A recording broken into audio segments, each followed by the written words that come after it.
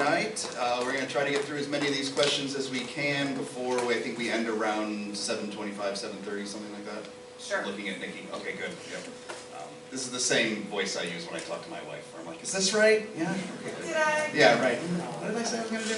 Okay, so first is opening statements from each candidate. We'll start on the far end with Jody Decker, move our way this end to Parker Fairbairn, and then the first question will go to Neil Friske in the middle, and then move down to Parker and then back to Jody, so that we cycle everybody's first and last opportunities. So opening statements, we'll start with Jody Decker, please.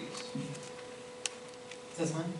I'm Jody Decker. I'm running for the 107th, obviously. I'm that Democrat, as I was called in 22. So I work in family preservation. I'm a social worker, and my education is criminal justice. So criminal justice reform and foster care reform are my two main priorities that I want to work on. I've been a foster parent. I've seen that system from both sides, and it needs a lot of reworking. As far as prison reform, I think we have far too many people locked up in this state. We're paying a lot of money for a lot of prisoners for crimes that a lot of them aren't even crimes anymore. Nonviolent criminals, we need to work on getting them out of the prison and back into the job force and getting them back with their children. A lot of people don't think about prisoners. They don't just affect the victim and the prisoner going to prison in the system, but it also affects the children that they have in their homes. And since I'm working in family preservation, that strikes me as we need to work on ending childhood trauma, because there's a lot of childhood trauma in kids being removed from homes or even domestic violence situations. And I work with a lot of domestic violence situations. I work with a lot of substance abuse situations, housing, mental health. And bringing more of these services to our district is important. I live in Sault Ste. Marie, at the very top of this district. And in the UP, we don't have, I have to come down here to Petoskey to go to a dentist. I'm bringing my son to Gaylord tomorrow to see a dentist. He's been on a waiting list for 2 years. Medicaid not being paid enough for, sorry, you're throwing me off. Medicaid not paying enough has caused all the dentists in the UP at least, to stop taking Medicaid. So nobody can see a dentist. So that's what I'm for, is for bringing more services to our area. Thank you. Neil Friske. Neil Friske, please. Thank you. You all know who I am, so I'll skip right through the introduction part of myself. I'm thrilled to be here tonight, and I mean that literally. I'm thrilled to be anywhere that's not a jail cell. Let me first address the elephant in the room, and let me be as clear as I possibly can be. I was arrested and held due to some false accusations. I was released with no charges. I did absolutely nothing wrong, and I'm certain that when the police are done conducting their investigation, I will be completely exonerated. So far, this has not been a miscarriage of justice. It's been a miscarriage of the media. I'm here today for two reasons. First reason is to say thank you. Thank you to each and one of you for putting your trust in me and sending me to represent you in Lansing. You could have sent a liberal voice.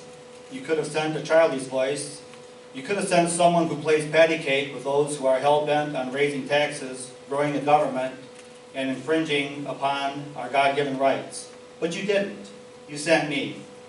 And I remain true to what I said I would do. Second reason is to humbly ask for your vote in my bid for re-election. If you want a representative in Lansing that will not compromise on with the Radical Democrats, then vote for Neil Friske.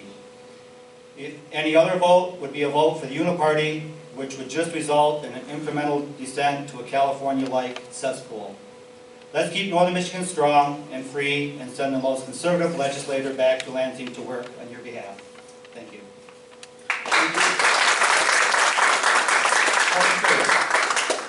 Thank you for having me tonight. My name is Parker Fairbairn, and I'm running for the State House of Representatives here in the 107th District.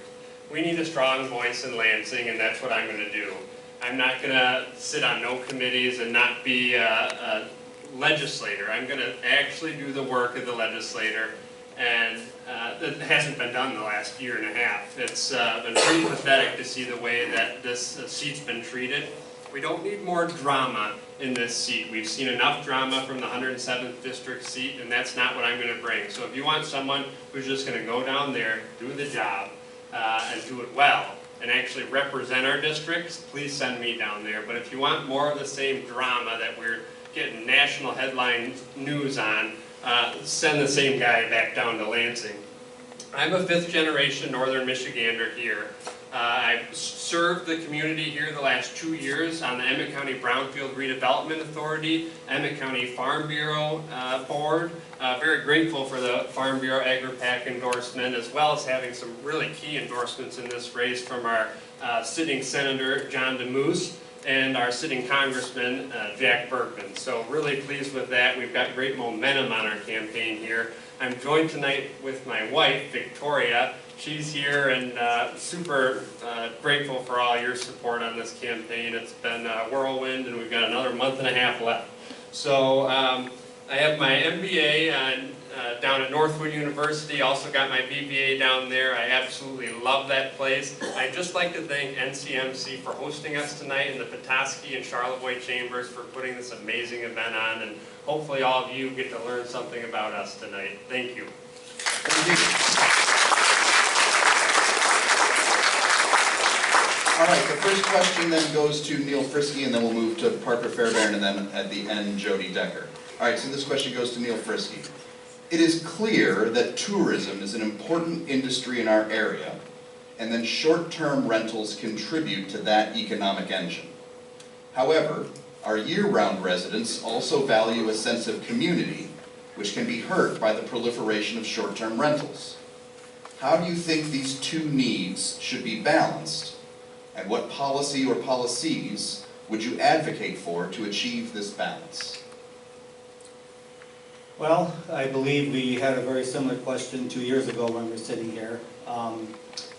So my voting record proves that I am a smaller government, less regulation advocate. And I do not believe that Lansing should be the person that makes the decisions when it comes to short-term rentals for Northern Michigan. What's good for Petoskey might not be good for Charlevoix, might not be good for Gaylord, might not be good for Traverse City, might not be good for Sault Ste. Marie. And so I don't want to be down there in Lansing and cast a vote telling everybody what they have to do with the short-term rental for their community. I think you'll find, if you look at my voting record, you'll see that across the board when I vote for individual rights, I vote for less government. Way too often people want to look to Lansing to solve their problems, whether it's short-term rentals or it doesn't matter what topic we talk about, and I'm probably repeating myself over and over on multiple questions with some of these same answers tonight. So I do believe that one thing the state could do is help by reducing some of the regulation that some of the agencies put on to throttle our developers and our people that want to do different things. And so the short-term rental thing is it's not a simple fix, and I do believe that if we allow the free market to take care of itself, ultimately will be resolved. Thank you, Parker Fairbairn. Can you repeat the question? Yep. Tourism is an important industry in our area, and short-term rentals contribute to that economic engine. However, our year-round residents also value a sense of community, which could be hurt by the proliferation of short-term rentals. How do you think these two needs should be balanced, and what policy or policies would you advocate for to achieve that balance? Well, the short-term rental issue is really unique up in our district. I mean, you look at it and it's an issue on two hands. You've got one side that's private property. I should be able to do what I want with my property, whether it is a short-term rental or not. The other side of that is local control. Our local governments know best what's best for their communities. Sometimes that can be abused, and I think there needs to be a balance there between private property and short-term and the local control. So our local municipality is really governing the whole thing. I don't believe Lansing has the one-size-fits-all solution for this. I don't believe that's the answer to this. because Michigan's so unique. You go into the Upper Peninsula, you go down to Detroit, they're two totally different places. So I don't think Lansing can solve that issue, but it's crucial that we allow limited government to facilitate this, this crucial issue in our area. Thank you. Jody Decker. Well, I agree with Parker on, I'm torn between people's private rights of their property and what's best for the economy and their rights to make money off of their property. I'm thinking maybe pull in the communities, each community, and seeing if we should have like a limit on how many Airbnbs or whatever are in each community, or I think that should be back at local control also, actually, because I don't think the state can take into account what happens in each individual district and each individual community. I've learned that Lansing is way out of touch with the UP in the last few years, and so I think it should be left at local control. Thank you, Jody. All right, this question will go to Parker first. The state of Michigan has recently created a new Office of Rural Prosperity. The Northern Michigan Chamber Alliance, which includes the Charlevoix and Petoskey chambers, has advocated for certain policies from this office. What priorities would you focus on in your work with this new office focused on rural areas? Well, is it working? Okay. So some of the key issues in terms of rural development, you're looking at broadband, you're looking at housing. Housing's, I think, one of the biggest ones, and that's something I've really been able to focus on in the last 2 years serving in the community. I've been on our local Emmett County Brownfield Redevelopment Authority. I see a couple members on that board here tonight. That board in particular has really moved the needle forward on some of these key issues up here, like housing. We've helped approve a project for brownfield funding on the Michigan Maple Block project, which is really a spectacular project, and we're not solving the issue right there with that project, but we're moving the needle forward on the future of our district. I mean, you look at housing prices now, $600,000 in Emmett County is the average sale price right now. The median of that is $400,000. This is unsustainable, and we really need to help move the needle forward by increasing the supply, thus limiting or reducing the demand of housing up here. Thank you. Thank you. Jody. Can you repeat the question? Yep. The state of Michigan has recently created a new Office of Rural Prosperity. The Northern Michigan Chamber Alliance, which includes the Petoskey and Charlevoix chambers, has advocated for certain policies from this office, but what priorities would you focus on in your work with this office on rural issues? Well, in Chippewa County, we're having a unique housing shortage issue because we have the Locks project going on, and they brought a lot of out-of-state workers in to work this job. They put FEMA trailers up in Kinchlow. They've been buying up all of our houses. Our housing prices have doubled. My house is worth double what it was before this project started. However, you can't sell your house because you can't find another house to buy. There's nowhere to buy. They've rented up all of our rental properties for years ahead of time. We don't know where we're putting our students when school starts again. So making more housing, making more availability of housing would be my priority. To bring costs back down to where they should be and make it more affordable for people. With all the influx of out-of-state workers, which we're due to get more of if Line 5 gets their permit. They want to bring in people from Montana and Florida to build the line. Then we're going to have additional problems in Mackinac County and possibly man camps. Thank you. Neil Friske. Well, I touched on this a little bit already. I do believe that with the affordable housing issue, it comes back to reducing regulation. You know, some of the new ideas that the governor has for our state is she wants to make it mandatory that there are 2x6 walls throughout the house. that there's R60 insulation in the attics, mandatory fire suppression for all new residential units, and regulations like that are what is just driving the costs up to where nobody can afford them.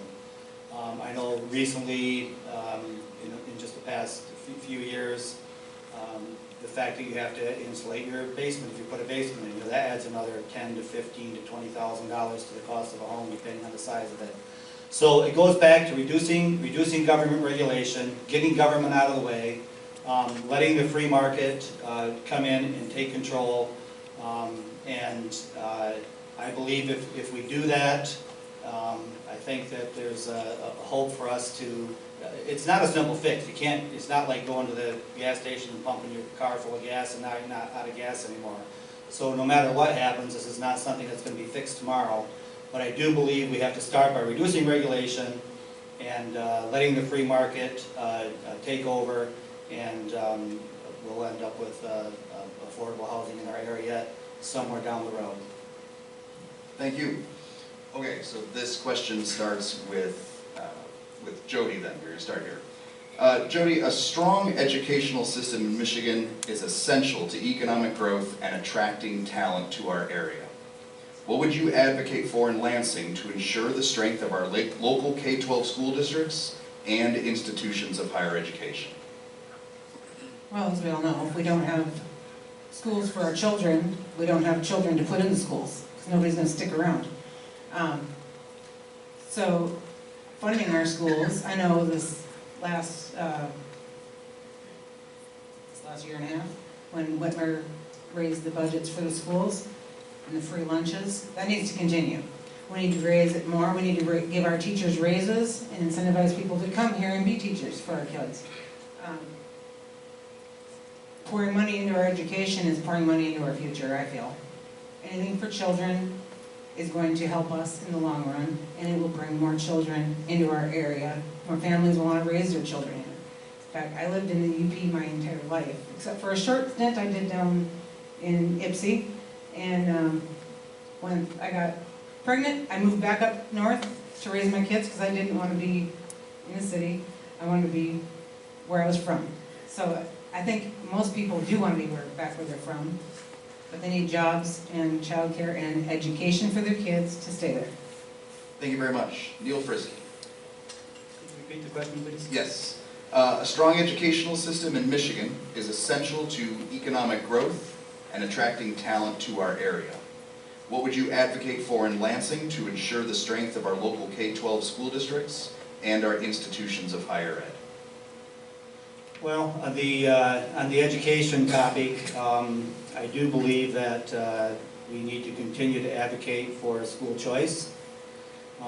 School funding is at a record, is an all-time high, and unfortunately the results are not reflective of that. So just pouring more money into it is clearly not the answer, because that's the trajectory we've been on for a while. And so I think we need to make sure that we make school choice a matter of an issue that's in the forefront, and allow, I believe the money should follow our students, so that if you choose to send your children to a private school, a charter school, whatever your choice, homeschool, whatever is best suited for your family and your child's needs, I think that's the important part. So again, just pouring more money into the budget and we've got an almost $83 billion budget. We just can't keep pouring money into everything because it's not sustainable. Look what you're paying for groceries, look at what you pay for gas, look at what houses cost, because building materials are skyrocketed. So we have to become more fiscally responsible. We have to demand more from our education system and hold them accountable. And once we start doing that, I do believe we can get a better result. I am not against public schools, but I am against just continuing to funnel money into them if they're not going to produce a better result. Thank you. Parker Fairbairn. Well, education is a really important issue to me. Michigan ranks 43rd in terms of education across the nation, which is unacceptable. We've had a 25% increase in spending in our education in the last few years, with only a actually a negative 5% increase decrease in test scores. So that's a huge, huge issue that I see. Spending's increasing, but the performance and the results aren't increasing. One big thing that I've been a proponent of the last year has been Beyond Basics. It's a really good program that we have in a few schools in the Shar-M ISD. We have it in East Jordan, Harbor Springs, Alanson, and Pellston. It's a literacy program, and I mean the results really speak for themselves. This was the first year we implemented it, and these kids, it was incredible. I was at the completion ceremony just a few weeks ago, and these kids and their parents, frankly, crying, both to my dad and I, we've been big proponents of this, saying our kids aren't getting bullied anymore. Our kids can actually read now, and that is an incredible thing to spend money on. But we have a lot of wasteful spending that's going on in terms of education, and that's something we need to really look at, these incredible programs that really help push the needle forward. So thank you. Thank you. All right, this question will go to Neil Friske first. Northern Michigan families have challenges accessing quality childcare. The state legislature is currently debating changes to how the state supports childcare providers. What changes would you advocate for to meet this pressing need? Well, the answer leading into that is similar to what I've already been saying. We need less regulation. With every one of these programs that want to be implemented, there's more regulation. Every time there's legislation that comes through, there's all kinds of stuff attached to that legislation that is what I always refer to, the devil is always in the details. And so some of this legislation that they're going to try to push through here, maybe even this next week, is going to just create a bigger problem. It's not going to solve the problem. They think it is, but it's actually going to create a bigger problem because it's going to make it more costly. It's going to disincentivize people to want to get into the child care business. I know back when I was in school, I knew several child care providers that they made a good living doing that. It's not anything you're ever going to get filthy rich doing, but you can make a sustainable, good living.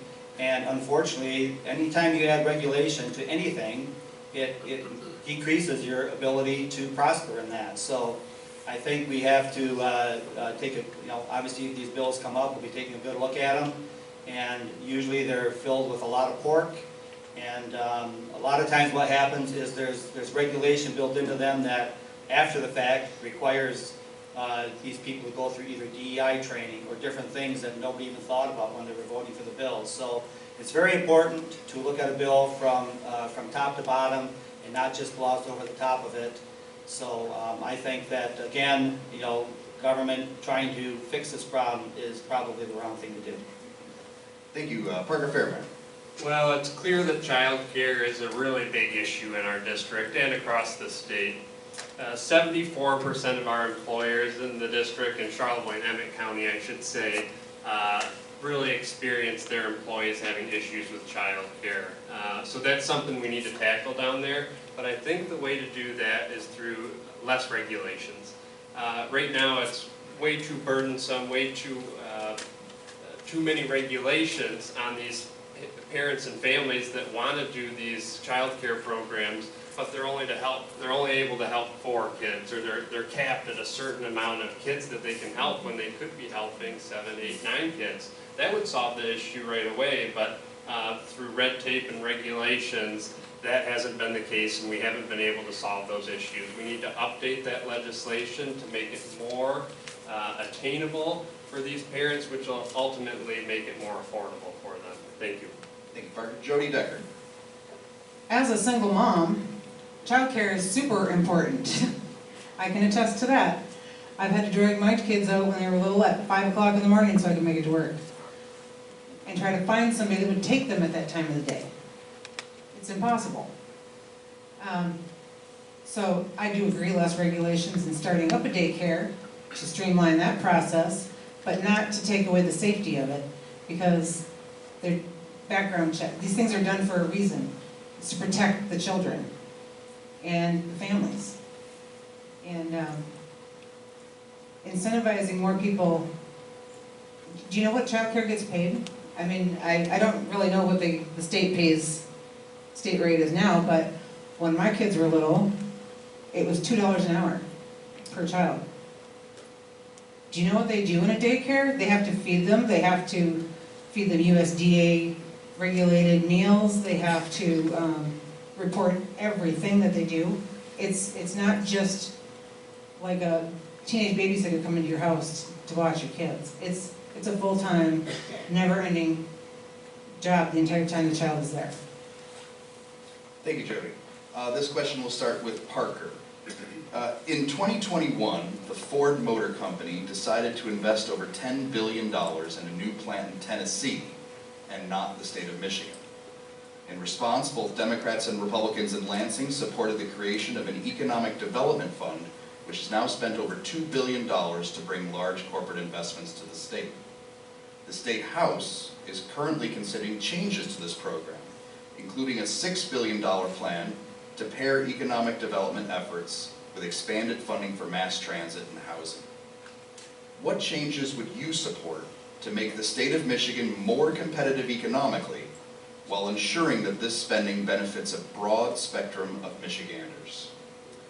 Now, this is really one that hits home. Michigan competitiveness, we are not competitive with any of our surrounding states, and you even go beyond that. We're not competitive across the nation, and that's why we lost the Ford Motor Company, and that's a reason why I want to sit on the Michigan Competitiveness Committee when I get down to Lansing. I really want to make sure that our district and our state is able to compete with these other states. Illinois makes it much easier for these companies to come in, and the tax system that we have here is a huge issue of that. So we need to reduce taxes, reduce regulation, make it easier for these businesses to come in here, and you're going to see our state flourish. But until then, we're going to keep losing companies like Ford Motor Company and other companies to states that are far more beneficial to them. So that's my answer for that. Thank you, Parker. Jody Decker. Well, I'm for giving incentives to get companies to come in here and start a business, but once they're here and established, then they need to pay their fair share. Their taxes help pay for programs for everybody across the state. It's not just for whatever. They use our roads, they use all of our systems of government, they use everything too, so why shouldn't they pay for it? This is not really my area of expertise, so I would have to defer to experts, get advice on this. But I do have a minor in business administration, so I'm not completely obliterate of it. But yeah, I think incentivizing people to build businesses here is important. But once they're here and established and they've got their feet on the ground, they should pay their fair share. Thank you. Neil Friske. Well, again, we're talking about looking to Lansing to solve another problem. So the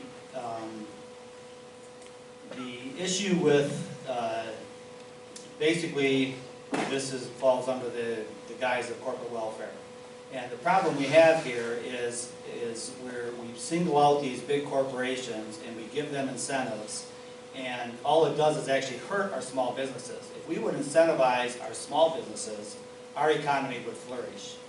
And to constantly give these massive handouts to big corporations who are boasting billion-dollar profits, you know, I've got a small business. Nobody's coming and helping me, you know, spend $100, $200, $300, $400,000 to expand my business and get bigger.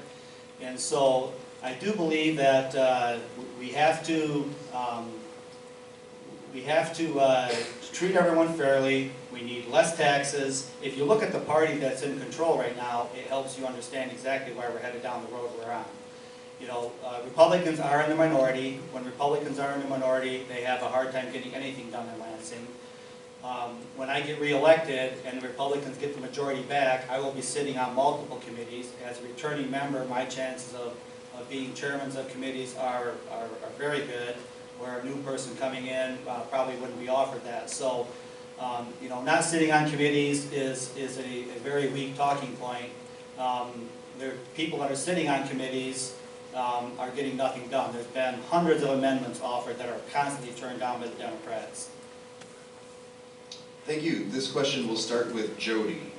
Jody, it's often said that one job of a legislator is to bring home the bacon, or state spending, to their district. One of the three of you will win in November, and what is your view of your role in influencing state policy to benefit and bring benefits back to our district and area? So this starts with Jody, and then Neil, and then Parker.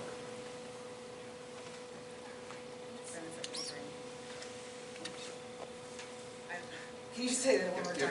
Yeah. Yep, it's often said that one job of a legislator is to bring home the bacon in terms of state spending to their district.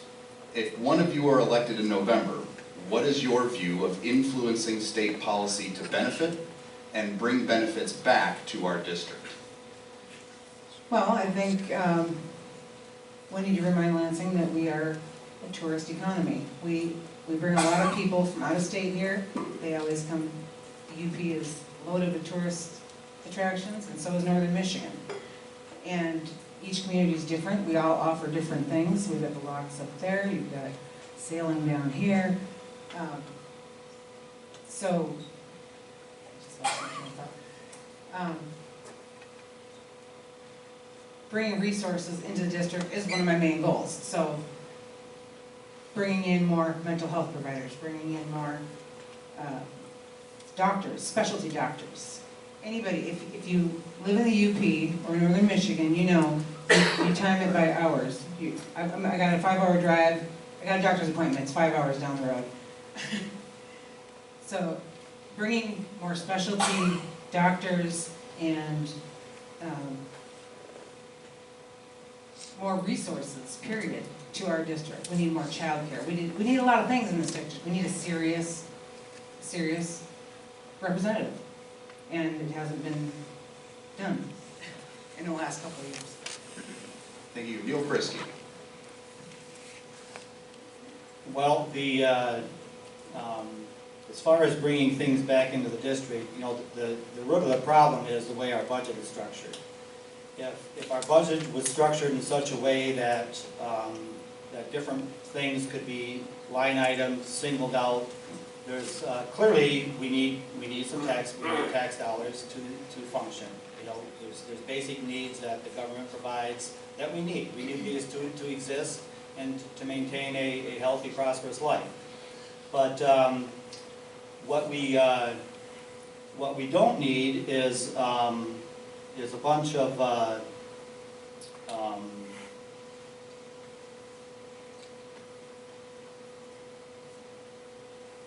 I'm sorry, lost my track. Can you repeat the question, please?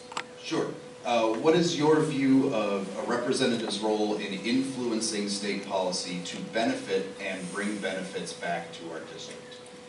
Yeah, so again, it goes back to the structure of the budget. There's a lot of things in the budget that I would support. But unfortunately, everything gets packaged together. You've got this big bill that's got all kinds of stuff in it that, when I vote yes on a bill, I'm voting for the whole bill. I can't pick and choose and say, well, I like the first 3 things, the next 5 things I don't like, the next 8 I kind of like. If I vote yes, I'm voting yes, and I'm supporting all of it. So we need more fiscal responsibility. We need a legislature that is fiscally responsible, that will look at things through that lens, and not just always look at more money, more money, more money. And I believe I would like to actually see money distributed to the local municipalities and let them decide how to fix things. Like our roads, and Emmett County would fix our roads way better than the state of Michigan. Well, Neil's talking out of both of his mouths right now. So I spoke with the Charlevoix fire chief just a few weeks ago, And he spoke with Neil just a little bit before that, and Neil said, I can't help you get a new fire truck because I don't believe in that. You're gonna have to go to some other state rep. That is wrong. You need to be advocating for dollars to get spent up in our district, period. We're already handicapped because we don't have enough representatives up here. You look at the lower half of the state and they make up 75% of the reps, which is just wrong. So we need someone who's going to advocate in the state budget for dollars to get spent up here on important infrastructure needs, public safety. I mean, bare minimum, we need to be getting dollars up here for public safety. Charlevoix is such an interesting example because you have the bridge that totally, if a fire happens on the south side of the bridge and the fire truck's on the north side and that bridge is up, there's no closing the bridge to get that fire truck there. So that is a safety concern, and that's something that I will advocate for, is getting dollars spent up in our district and be a strong advocate for our district, because right now we do not have a state representative who does the work of a state representative. Thank you. This question goes to Neil Friske, and then to Parker Fairbairn, and then to Jody Decker. What off-the-radar issue, or issue not mentioned tonight, do you think deserves our attention, or do you plan to address if you are elected in November? Well, we've got a lot of issues that we all are very familiar with and know about, so I don't know about getting creative and trying to dream something new up. I can say that, we need to focus on the issues that we have at hand. We've talked about a lot of very important things already this evening, and until we fix some of the problems we have, I don't think we need to start getting overly creative and thinking about new things that we should be addressing. So, unfortunately, the only way you can expand government is to raise taxes. If you're not going to be fiscally responsible and cut somewhere else, the only way you can do that is to raise taxes. And I don't think there's a single person in this room that wants that. And it does put municipalities in a tough spot. You can't have everything. I'm a small business owner. I can't have everything I want. So I have to look at what I have, what's available to me, and make those wise decisions as to where I'm going to spend my money. And I don't have a golden honey pot that I can just go dip into, and that's not what the state is. That's not what our legislator is. We're not a honey pot. We're not somebody you come running to every time you need something new. We've got to become more fiscally responsible, and a lot of these issues will resolve themselves. Thank you. Parker Fairbairn. Well, I think the biggest issue facing our district right now is a state representative who doesn't care for the people of this district. He's too busy playing politics instead of doing the work of the people, and that's something that I'm totally going to change when I get down there. He does not serve the interest of our communities. He votes against our communities all the time. House Bill 5569 voted for to keep AI pornography in the state of Michigan. This is ridiculous. When 108 other state representatives don't or want to ban that, and you're one of two, and you're willing to call the other 52 Republicans rhinos who voted for that, that is a disgrace to our district, our children, our families, and our wives. That's something that I'm not going to be doing when I get down there. I'm going to be doing the work of the people. I'm going to sit on committees.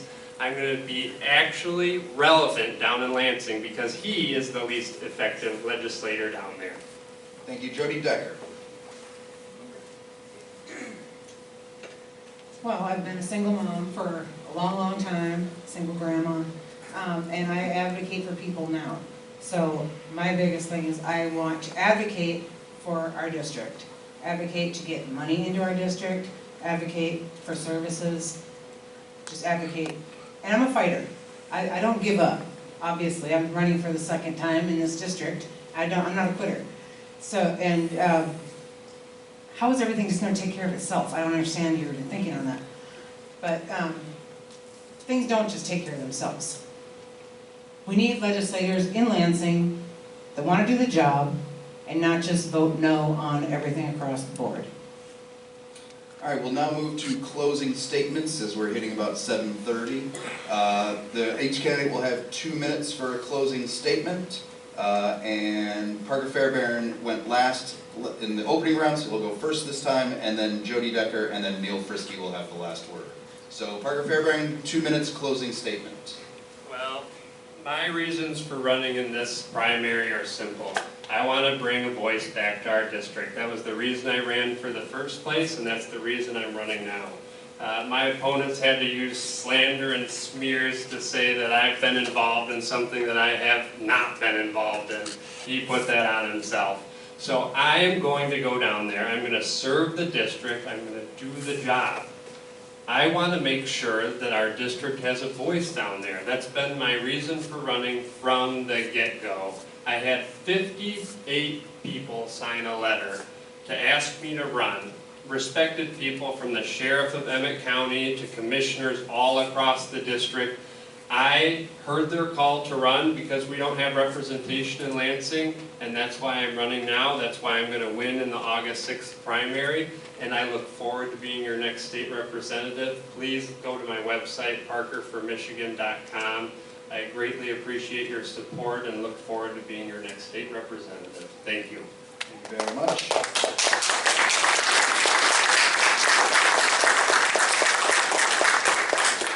Jody Decker. Well, I'm also looking forward to being your next state representative. And I don't have a primary, so I will look forward to your votes in November. Like I said, I'm a social worker. I'm here to work for us, for our district, to make our area a better place in Michigan and the state as a whole.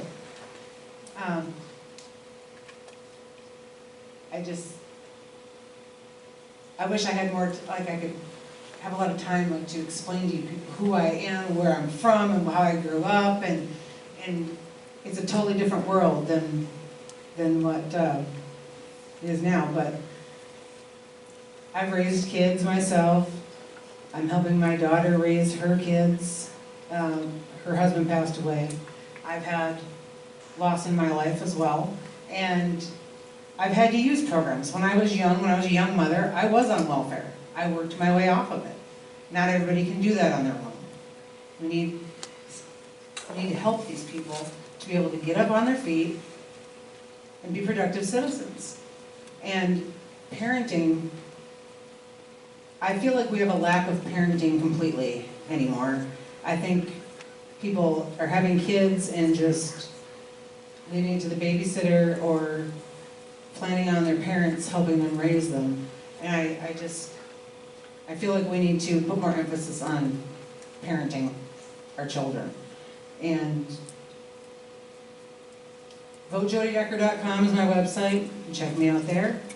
And I'll be over here in the corner for a while after this. If anybody has any questions for me, I'm not a left-wing nut. I am very middle of the road on a lot of issues. The main issue we disagreed on in '22 was the abortion situation, and that is women's health care. And it's not just about babies, it's about saving women's lives. Thank you, Jody. And the last word belongs to Neil Friske. 2 minutes for a closing statement. Thank you. Again, thank you each for all for coming out tonight. I appreciate all the people coming out and listening to each of us. After listening tonight, it's clear that I am still the best choice to represent the 107th District. On the one hand, you have a liberal Democrat who supports Gretchen Whitmer's radical woke agenda. Nobody wants that. On the other hand, you have a really young, inexperienced kid who has demonstrated throughout this forum a lack of understanding of basic concepts and willingness to lie and deceive you by repeating supercharged allegations written by his handlers. He wants to say that I'm the one out slandering. He's actually the one that started that. I am absolutely going to defend myself. I don't have to slander. I can run a clean campaign based on my voting record. I don't have to go out there and try to make somebody else look bad just to promote myself. Here are the facts. I am not for child marriage, nor spousal rape. I am for a secure border. To that end, I introduced an immigration package of bills on June 5th, which garnered national attention as it seeks to empower law enforcement in Michigan to arrest and deport illegal immigrants. I am proud to have been endorsed exclusively in this race by Right to Life. I'm honored to have received the Conservative Elections Award last week from CPAC for my excellent conservative voting record, which my opponents call appalling. Their description says more about them than it does me. I understand some of you have gotten a misleading survey about my voting record. Quite frankly, if I got that survey, I might have doubts about the job I'm doing as well. Here's the facts. I was ranked the most conservative member in the Michigan House last year. Status quo operatives want legislators from both sides of the aisle who are willing to go along to get along. You sent me to Lansing to represent you, not them. And that's exactly what I've done. As the Democrats continue to destroy this state and our country, we need proven fighters ready to stand in the line to protect what remains of our great country. It's been an honor to represent you, and God willing, I look forward to continuing to be your strong, conservative, constitutional voice in Lansing. I look forward to earning your vote for re-election on August 6th. Thank you, God bless you, and God bless the great state of Michigan.